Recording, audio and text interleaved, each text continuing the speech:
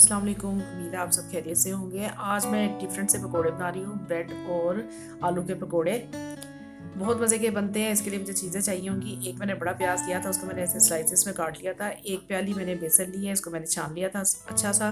Cornflour लिया मैंने तकरीबन 3 टेबल स्पून। सूखा धनिया 2 टीस्पून, धनिया इसमें ज़्यादा डलता है। हल्दी आधे टीस्पून, गरम मसाला 1 टीस्पून, सुरख मिर्च 1 टीस्पून, कुटी हुई मिर्चें भी 1 टीस्पून, और इसके अलावा कुटा हुआ मैंने लहसुन लिया है, वो भी 1 टेबल स्पून के करीब है। इसके अलावा मैंने आलू लिए थे, 4 अदद आलू मैंने छील के उनको इस तरह से बारीक कद्दूकश कर लिया था। कद्दूकश करके आप इसको डायरेक्ट पानी में ही डालिएगा, नहीं तो ये आलू काले हो जाएंगे, उससे पकौड़ों की शक्ल बिल्कुल अच्छी नहीं आएगी। तो ये थोड़ी सी आपने एहतियात करनी है। इसके अलावा थोड़ा सा मैंने 2 टेबल स्पून के करीब धनिया लिया था। अब मैंने ब्रेड स्लाइसेस लिए थे तकरीबन 5 से 6 तरह के। किनारे मैंने इनके नहीं उतारे हैं, इनको मैं हल्का सा इस तरह पानी में डिप करूँगी और इसको पानी को हम इस तरह दबा के निचोड़ देंगे। सारे स्लाइसेस को हम इसी तरह करेंगे, पानी में हल्का सा डिप करेंगे और ऐसे दबा के निचोड़ लेंगे ताकि फालतू पानी सारा निकल जाएगा। किनारे भी आप इसमें साथ ही डाल दें और सारी ब्रेड को हम इस तरह से निचोड़ के रख लेंगे।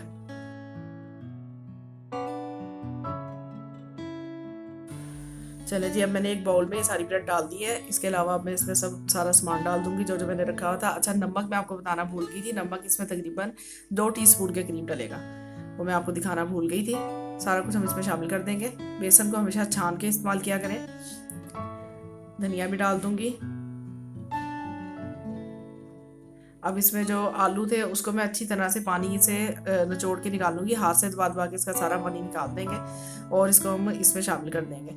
इसमें पानी बिल्कुल भी नहीं होना चाहिए, नहीं तो हमारे पकौड़े बहुत ज़्यादा लूज़ हो जाएंगे।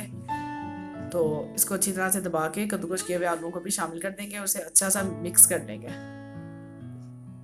इस तरह से ये बिल्कुल ड्राई होने चाहिए आलू, या तो आप छलनी में डाल के रख दें और पानी इसका निकल जाए। देखिए, आलूओं की शक्ल पानी में डालने की वजह से बिल्कुल अच्छी सी प्यारी सी येलो सी है। अगर आप इसको पानी के बगैर कद्दूकश करेंगे तो ये साथ ही साथ इस जो है ना कलर ब्लैक हो जाएगा इसका, जो कि वो शक्ल बिल्कुल नहीं अच्छी आती है पकौड़ों की, काले हो जाएंगे पकौड़े। इसको आप अच्छी तरह से मिक्स कर लें।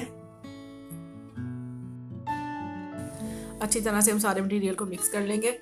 इसी में इसने अच्छा सा सॉफ्ट भी हो जाना है, क्योंकि ब्रेड हमारी गीली थी, इसमें हमें पानी डालने की बिल्कुल भी ज़रूरत नहीं पड़ेगी। अगर आपको बहुत खुश्क लगे तो आप थोड़ा सा 2 से 3 टेबल स्पून के करीब पानी शामिल कर लें, वरना ज़रूरत नहीं पड़ती है। इसको थोड़ी देर जब हम छोड़ेंगे तो ये खुद ब खुद इसमें से पानी रिलीज़ हो जाएगा, आलू में से भी और ब्रेड में से भी। अब मैंने ऑयल गर्म कर लिया था। ऑयल को सही तेज़ गर्म होना चाहिए, क्योंकि पकौड़े तेज़ गर्म में ही फ्राई होंगे। इस तरह से हम छोटे छोटे बोल से बना के डालेंगे ऑयल में और पकौड़े फ्राई कर लेंगे। बहुत ही टेस्टी लगते हैं शाम की चाय के साथ, और आजकल सर्दियों में तो ये बहुत ही लाजवाब लगते हैं। इस तरह से हम सारे पकौड़े डाल के फ्राई कर लेंगे। आग हम तेज़ी रखेंगे पकौड़ों की, प्यारा सा गोल्डन कलर आने तक इसको हम फ्राई करेंगे। अगर आपने मेरे चैनल को लाइक और सब्सक्राइब नहीं किया हुआ तो वो भी कर लें, और मेरी रेसिपी पे कमेंट्स भी किया करें। आपके साथ सर्दियों की काफ़ी रेसिपी मैंने शेयर की हैं, लेकिन आप कमेंट्स करने में बड़ी कंजूसी दिखाते हैं, तो थोड़ी सी मेरी भी हौसला अफजाई किया करें कमेंट्स में। इस तरह से हम इसको पलटाते जाएंगे और फ्राई करते जाएंगे।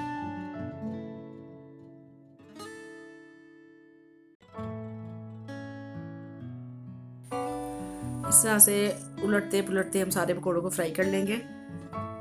प्यारा सा कलर आने तक इसको फ्राई करेंगे।